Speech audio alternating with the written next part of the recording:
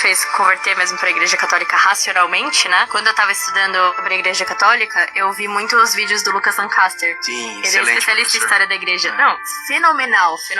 E eu lembro dele mostrando as cartas de Santo Inácio de Antioquia. Primeiro século, Santo Inácio de Antioquia. Onde estão os bispos da igreja, ali está a Santa Igreja Católica. Só existe um altar, uma Eucaristia, um cálice. Primeiro século, falando tudo que falam hoje na Igreja Católica. É muito comum ouvir esse discurso. Olha, se um protestante lê Inácio de Antioquia, ele vira católico na hora.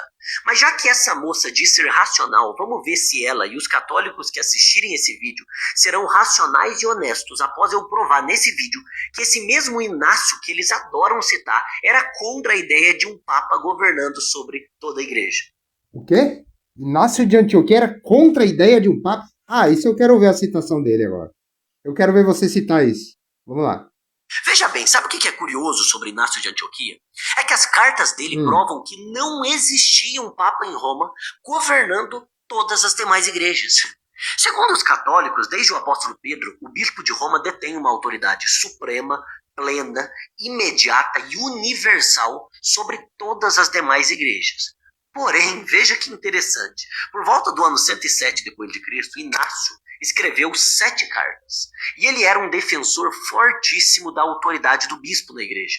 Quando ele escreve aos Efésios, Magnésio... Tá, só pera uma coisa.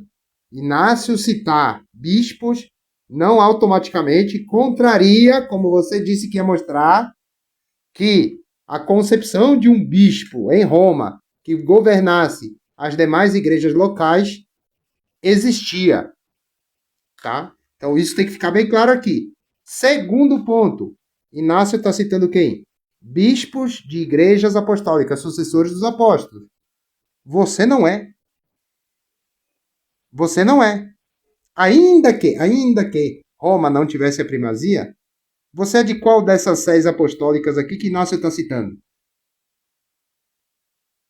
Australianos, filadelfianos, esmirnenses, ele menciona claramente a existência de um bispo governando aquelas igrejas. Em alguns casos, ele cita até o nome dos bispos. O Onésimo, Damas, Políbio, Policarpo. Agora pense comigo, se ele faz questão de honrar os bispos dessas igrejas, o que esperar quando ele escreve para Roma? Se ali estava o sucessor de Pedro, o chefe da Igreja Universal, esperaríamos, no mínimo, uma menção do bispo. Mas sabe quantas vezes Inácio menciona o bispo de Roma? Nenhuma. Ele não cita seu nome, não manda obedecer ao bispo romano, não diz sequer que existe um único bispo governando aquela igreja. E pior, ele diz que aquela igreja governa apenas na região dos romanos. Ou seja, só isso já provaria que não existe um governo universal. Vamos lá. O fato de Inácio não citar o bispo de Roma não significa que o bispo de Roma não exista. O próprio Clemente de Roma, tá, discípulo de Pedro e Paulo, era bispo em Roma e envia uma epístola aos Coríntios. Então, como que daí você me tira que não existia bispo em Roma, pelo amor de Deus? Tá? Que loucura é essa, meu amigo? Sobre a igreja governar na região dos romanos. Ele não disse que governa apenas na região dos romanos. Ele disse que governava na região dos romanos. Qual é a região dos romanos? O Ocidente. Tá? Então, mesmo que Inácio não diga explicitamente que a igreja dos romanos ela governava todas as outras que estão no Oriente, que estão em outro local, ainda assim ela governava outras igrejas locais. Tá?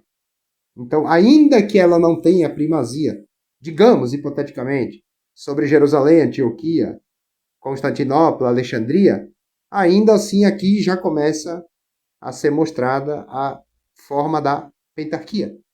Tá? Então é um tiro no pé você tentar falar de Inácio.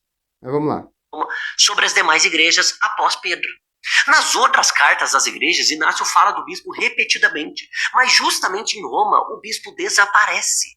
Isso é uma evidência histórica extrabíblica clara e extremamente importante, que a estrutura da igreja romana naquele momento era liderada de forma colegiada, ou seja, por vários presbíteros e não um bispo monárquico, o que prova que Pedro não passou coisa nenhuma, sua autoridade papal, para outros bispos em Roma.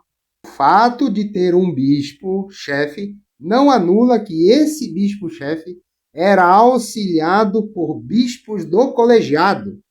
Pode olhar lá para o Vaticano. Tem o Papa, mas o Papa é o único bispo? Não, cabeça de lata. Então como é que você vai me trazer essa ideia de que todo mundo ali governava sem um bispo-chefe? Da onde que você está tirando isso? De Inácio não mencionar o nome de um bispo. Se ele mencionasse o nome de um bispo, você diria que não é o bispo-chefe. Ah, antes que eu me esqueça, tem também o próprio Clemente de Roma, que supostamente seria um dos primeiros papas, que na sua carta de 1 Clemente, ele menciona a autoridade dos líderes da igreja de Roma, e não dele próprio como um bispo monárquico. E o próprio pastor de Hermas também, que fala várias vezes de presbíteros que presidem a igreja, no plural, o que mostra mais uma vez uma liderança colegiada. Se for falar de Bíblia, então, aí não tem nem graça, mas como eles não gostam muito das escrituras, eu queria desmontar essa falácia a respeito de Inácio e dos primeiros pais apóstolos. Finalizando, você não refutou o argumento de que a igreja era a igreja católica. O fato, digamos que você esteja correto, não está. Que tivesse vários presbíteros e não um único bispo lá em Roma. De que maneira isso faria com que a igreja do primeiro século fosse a igreja, por exemplo, presbiteriana do Brasil, ou Testemunha de Jeová, ou Mórmon, ou Assembleia de Deus, ou Deus é Amor, ou Adventista, ou Anglicana, e não a católica? Coitado desses caras aí. E outra, nem sei se ela é protestante, para começar a conversa. Deve ser pentecostal ou neopentecostal. Se ele fosse protestante, eu gostaria de saber de qual igreja, né? Porque a moda agora é ser pentecostal e se dizer protestante. Falou, galera. Tamo junto. Salve Maria.